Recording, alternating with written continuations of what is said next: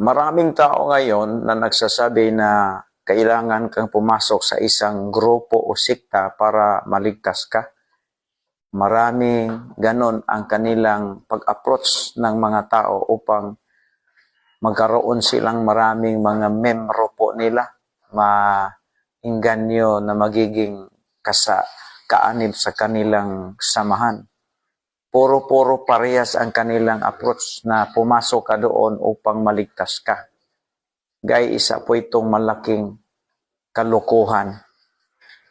Ang tunay na simbahan na nagtuturo ng kaligtasan po ay hindi po ang pagiging membro ng isang samahan. Ang pagiging kaanib sa isang samahan, hindi po yun ang way of salvation po, mga kaibigan. Yan po ang itinuro ng salita ng Panginoong Diyos. Doon po sa Gawa 2:47 na malinaw po doon yung naligtas. Sila po ang nagiging kaanib ng simbahan.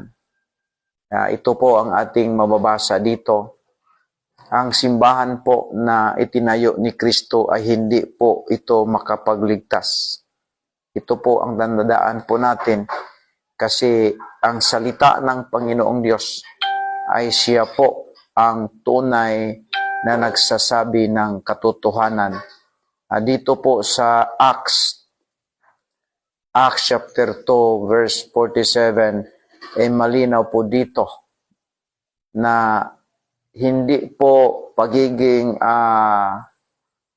membro ng isang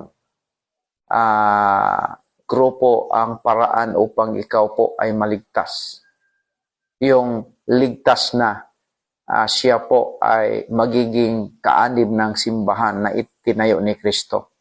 Kasi alam po natin mga kaibigan na ang simbahang itinayo ni Kristo ay isa po itong assembly ng mga ligtas. Dito po sa verse 47, malinaw po dito ang nakalagay.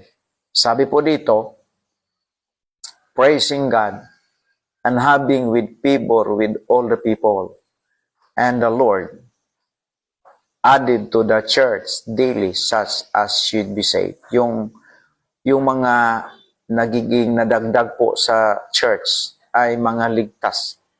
Bago sila dinagdag, sila po ay naligtas.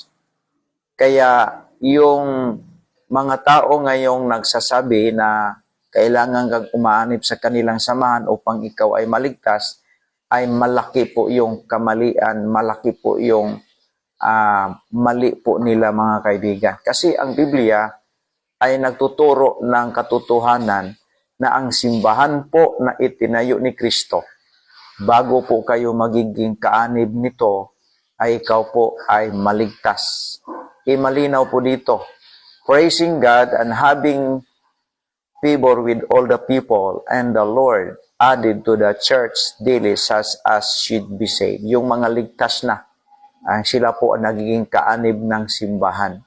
Hindi po magiging kaanib upang ikaw ay maligtas.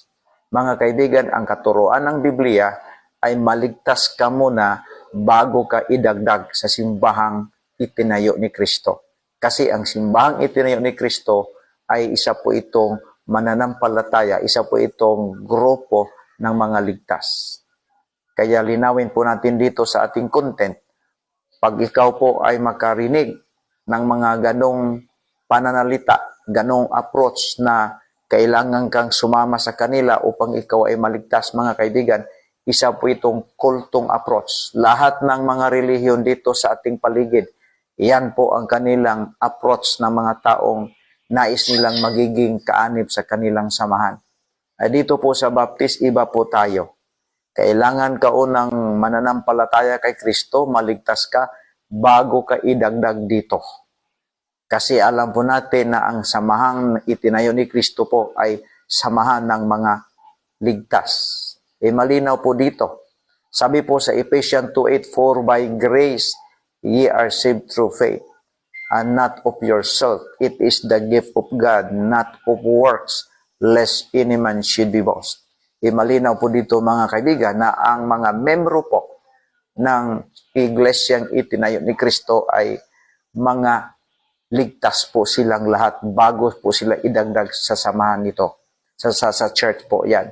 So ito po ang kaibahan sa Baptist compare sa ibang relihiyon na nandito sa ating paligid ngayon. Ang Baptist po ay nanatiling tapat sa salita ni Hesukristo, sa salita ng mga apostol. Kasi alam po natin na ang mga apostol po, mga kaibigan, ay sila po ang kauna-unahang membro ng Baptist po na itinayo ni Kristo noong 30 to 33 AD po, mga kaibigan. Yan po ang katotohanan na dapat po nating buksan ang ating kaisipan upang maniwala dito sa salita ng Panginoon. Okay po, maraming salamat sa inyong pakinig dito sa ating video at hanggang sa huling hininga, tayo po ay gumawa dito ng mga content na nagbibigay ng malinaw sa kaligtasan sa ating kaluluwa bago po tayo dito magwakas dito sa mundo, mga kaibigan. Ito po yung lingkod, walang iba, Pastor Robin Iranes sa Temple Heights Baptist dito sa Northern Mindanao. Maraming salamat ug mabuhay po tayong lahat, mga kaibigan.